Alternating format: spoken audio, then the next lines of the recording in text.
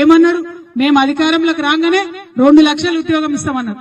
ఇవాళ ఇక్కడ చాలా మంది యువ మిత్రులు ఉన్నారు. ఒక్కసారి గుండె మీద చేసుకొని ఆలోచించండి. రేవంత్ రెడ్డి గారు ఇప్పుడు అధికారంలోకి వచ్చినప్పటి నుంచి ఎన్ని ఉద్యోగాలు ఇచ్చిండు? కేసీఆర్ సార్ వేసిన నోటిఫికేషన్లే మళ్ళా ఉద్యోగాలు ఇచ్చుడు తప్పితే కొత్తగా ఒక్కటంటే ఒక్క ఉద్యోగం ఇయ్యడు. మీదికెళ్ళి మళ్ళా తెల్లారులేస్తే మన రాష్ట్రం ఇజ్జత్ అంతా పోయేటట్టు, ఇగో నేను ఏడిపోయినా నాకు అప్పవడిస్తలేరు, నేను ఈ రాష్ట్ర సీఎం నై ఉండి ఎక్కడైనా పోయి అప్పడిగితే చెప్పులు ఎత్తుకపోయినట్టు నేను చూసినట్టు చూస్తున్నారు అని చెప్తున్నారు. ఇక మరి ఇట్లా మాట్లాడితే అప్పు వస్తుందా? రాష్ట్రం బాగుపడుతుందా? ముంగట పడుతుందా? ఒక్కసారి ఆలోచన చేయాలి.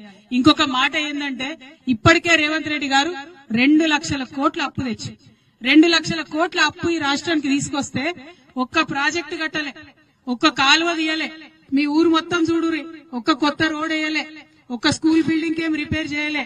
కానీ 2 లక్షల కోట్ల అప్పు వచ్చినాయట, అవి మొత్తం పైసలు అయిపోయినాయట. ఆడబిడ్డలకైతే 1 రూపాయి రాలే. పెన్షన్ పెంచుతా అన్నారు, 1 రూపాయి పెంచలే. ముసలోళ్లకు 2000 పెన్షన్ నుంచి 4000 ఇస్తా అన్నారు, ఇంకా ఇయ్యలే. పోయిన నెల పెన్షన్ రాలే, ఈ నెల 12వ తారీఖు అవుతుంది, ఈ నెల పెన్షన్ కూడా దిక్కులేనటువంటి పరిస్థితి ఉంది. 3 నెలల నుంచి పెన్షన్ రాలేదని అక్క చెల్లెలు చెప్తున్నారు. మిమ్మల్ని నేను కోరేది ఒకటే, ఆనాడు బాగా మాట్లాడి రకరకాలుగా తిట్టినటువంటి ఇవాళ కాంగ్రెస్ వాళ్ళు ఏం చేస్తున్నారు?